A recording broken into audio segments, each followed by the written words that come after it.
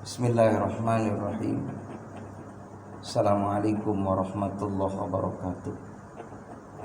Alhamdulillah rabbil alamin alladzi anzala sakinata fi qulubil mu'minin liyazdadu imana ma'a imanihim. Asyhadu an la ilaha illallah wa asyhadu anna Muhammadan abduhu wa rasuluh. Allahumma shalli wa sallim ala sayyidina Muhammad wa ala alihi wa sahbihi ajma'in. Qala Allah Ta'ala fi kitabihil karim.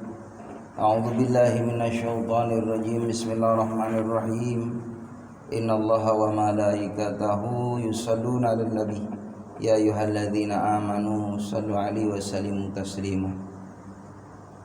Wa qala an-nabi sallallahu alaihi wasallam yuhsarul mar'u ma'a man ahabba. Shadaqallah, shadaqa Rasulullah sallallahu alaihi wasallam.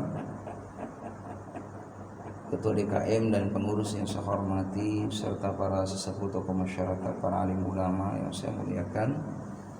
Alhamdulillah pada kesempatan ini kita dapat diberikan nikmat sehat walafiat, nikmat panjang umur, nikmat kita bisa beribadah kepada Allah Subhanahu wa taala.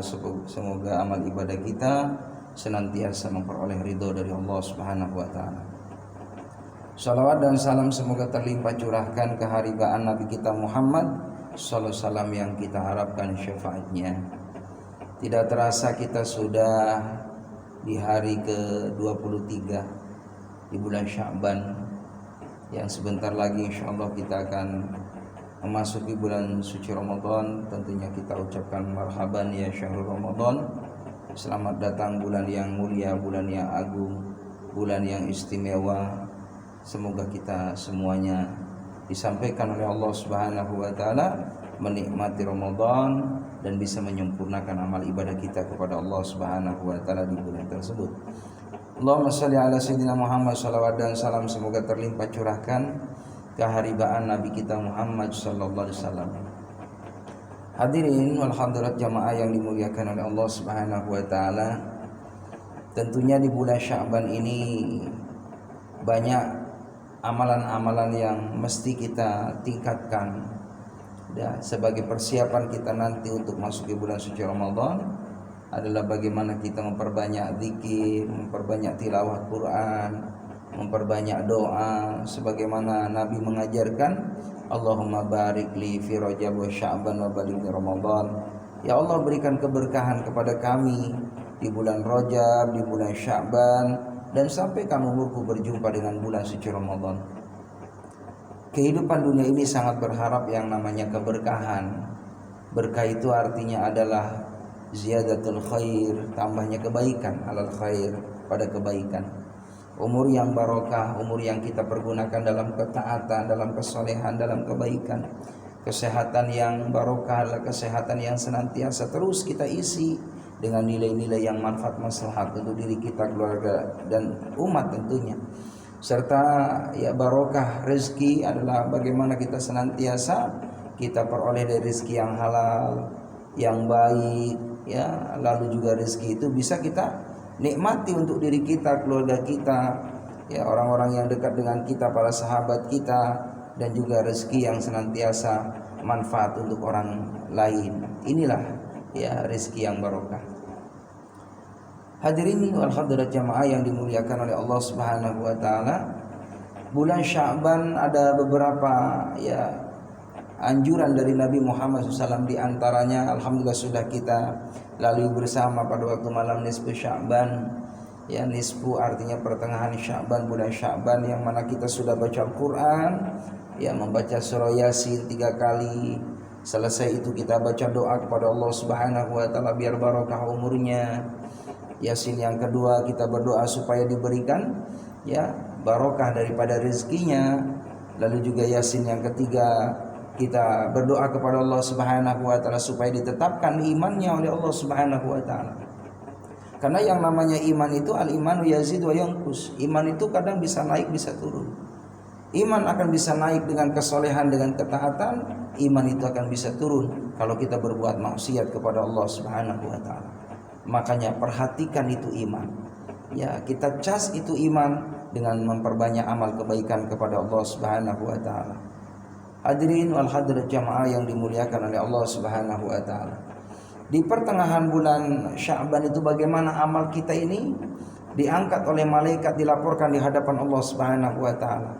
Maka alangkah bahagianya ketika amal kita diangkat oleh malaikat, disetorkan di hadapan Allah Subhanahu wa taala amalan yang 1 tahun, kita dalam keadaan alhamdulillah, salat kita baik, begitupun tilawah Quran kita baik, sedekah kita baik, silaturahim kita baik, begitupun ya hadir di majelis-majelis ilmu ya, dan menghidupkan amalan-amalan sunnah dalam kehidupan kita sehari-hari sudah kita biasakan, sudah kita rutinkan, maka tentunya itulah amal-amalan yang insya Allah akan menjadi kebanggaan kita ketika amal kita dihadapkan oleh Allah Subhanahu wa taala di malam nisfu Sya'ban tersebut.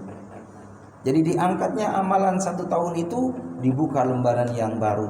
Maka kita pun berdoa tadi, semoga kita diberikan berkah oleh Allah umurnya, kesehatannya, rezekinya, dan diistiqomahkan dalam ketaatan kepada Allah. Artinya ditetapkan iman, Islam, ihsannya oleh Allah Subhanahu wa taala. Hadirin jamaah yang dimuliakan oleh Allah Subhanahu wa taala. Begitupun di bulan Sya'ban itu ada peristiwa yang bagaimana Allah Subhanahu wa taala sampaikan di dalam Al-Qur'an bahwa perintah bagi umat Nabi Muhammad untuk bersolawat kepada Nabi Muhammad SAW. Innallaha wa malaikatahu yusholluna 'alan nabi. Sesungguhnya Allah beserta para malaikat itu bersolawat kepada Nabi kita Muhammad SAW. Solawatnya Allah kepada Nabi Muhammad adalah bagaimana Allah telah meridhai Nabi Muhammad. Solawatnya para malaikatnya Allah mengirimkan doa kebaikan untuk baginda Nabi kita Muhammad SAW. Maka Allah perintahkan, ya ayyuhalladzina amanu, wahai orang-orang yang beriman. Ini orang yang beriman, ini orang yang istimewa. Banyak seruan di dalam Al-Quran itu bagaimana perintah ya kita untuk mengerjakan sholat, diawali dengan alladzina yu'minuna bil ghaibi wa yuqimunas shalah. Orang yang beriman kepada yang gaib, beriman kepada Allah, kepada malaikat, kepada hari kiamat, kepada surga dan nerakanya Allah, maka tentunya di situ kalau kita beriman kepada yang gaib, kepada Allah Subhanahu wa taala, mau mengerjakan salat 5 waktu. Lalu perintah bagaimana ibadah haji pun walillahi 'alan nas, karena Allah diperintahkan oleh Allah Subhanahu wa taala kepada manusia untuk melaksanakan ibadah haji. Jadi dasarnya adalah beriman kepada Allah. Perintah sholawat pun sama. Ya ayyuhalladzina amanu, wahai orang-orang yang beriman, sallu alaihi wasallimu taslima, bersolawat dan salamlah kepada Nabi kita Muhammad SAW. Maka di bulan Sya'ban yang mana Rasulullah sampaikan, wa sya'bana syahri, bulan Sya'ban itu adalah bulanku, maka dianjurkan di bulan Sya'ban ini memperbanyak solawat kepada Nabi kita Muhammad SAW. Orang yang bersolawat akan diberikan berkah dalam segala urusannya. Orang yang solawat akan diberikan rahmat oleh Allah Subhanahu wa taala, akan diampuni dosanya, diangkat derajatnya, ditambah kebaikannya. Orang yang bersolawat kepada Rasulullah SAW akan mendapatkan kecintaan yang khusus dari Nabi kita Muhammad SAW. Di dunia bahagia, di akhirat mendapatkan pertolongan syafaatul uzma, syafaat pertolongan yang agung dari Nabi kita Muhammad sallallahu alaihi wasallam. Hadirin jamaah yang dimuliakan oleh Allah Subhanahu wa taala. Juga di bulan Sya'ban ini ada peristiwa bagaimana asbabun nuzul turun ya, perintah dari Allah Subhanahu wa taala untuk ya berpindah daripada kiblatnya umat Islam yang saat itu ke Masjidil Aqsa atau ke Baitul Maqdis di Palestina atau di Yerusalem. Maka di saat itu ketika Nabi Muhammad SAW hijrah dari kota Mekah ke Madinah, 2 tahun setelah hijrah beliau, yang mana pertama kali beliau membuat masjid ketika sampai di kota Madinah, yaitu Masjid Quba. Maka hadirin jamaah yang dimuliakan oleh Allah Subhanahu wa taala, setelah itu kurang lebih antara 17 bulan Nabi masih ya menghadap kiblatnya ke Baitul Maqdis di Yerusalem di Palestina. Maka tentunya saat itu Nabi kita Muhammad SAW sering kali di saat sholat menghadap ke langit, berharap kepada Allah Subhanahu wa taala agar senantiasa ya Allah Subhanahu wa taala pindahkan kiblatnya dari Baitul Maqdis ke Masjidil Haram di Makkahul Mukarramah. Kenapa? Banyak sekali cibiran celaan orang-orang Yahudi, orang-orang Nasrani. Apa yang dikatakan oleh oleh mereka kepada Nabi Muhammad? Ya Muhammad, engkau beribadah kiblatnya ke Baitul Maqdis, sementara mereka di sana di Yerusalem banyak orang-orang Yahudi. Ya, kenapa engkau menghadap ibadah ya ke arah sana? Maka itu menjadikan celaan, ya cemoohan, ejekan kepada baginda Nabi kita Muhammad dari orang Yahudi, begitu pun dari orang Nasrani. Maka seringkali Nabi kita Muhammad SAW munajat kepada Allah, minta kepada Allah, sehingga di saat sholat seringkali menghadap ke langit. Maka Allah Subhanahu wa taala perintahkan di saat itu, di saat bagaimana Nabi kita Muhammad SAW beliau berada di rumahnya ya sahabat Bani Salamah. Dalam satu riwayat di situ ada masjid ya kecil ya yang dimiliki oleh Bani Salamah. Maka saat itu Nabi Muhammad SAW beserta beberapa sahabat datanglah ke rumahnya Bani Salamah, di masjidnya Bani Salamah.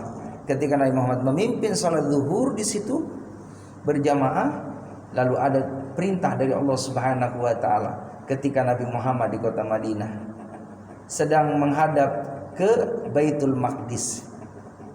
Turun wahyu Allah Subhanahu wa taala perintah untuk menghadap ke Masjidil Haram, ke Ka'batullah.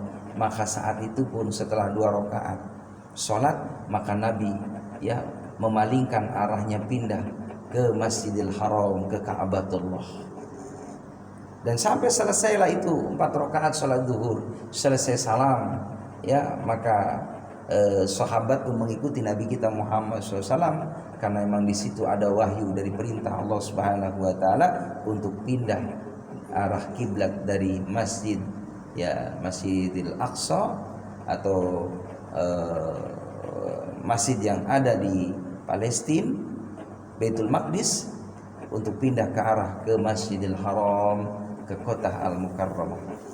Jamaah yang dimuliakan oleh Allah Subhanahu wa taala, dari saat itulah ya ketika sudah turun wahyu Allah Subhanahu wa taala di tahun kedua Hijriah Nabi Muhammad sallallahu alaihi wasallam di kota Madinah, perintah bagaimana pindahnya kiblat dari Masjidil Aqsa di Palestina ke Masjidil Haram, dan itulah ketetapan dari Allah Subhanahu wa taala, dan terjadi saat itu sedang melakukan sholat zuhur di masjid yang dimiliki oleh ya Bani Salamah.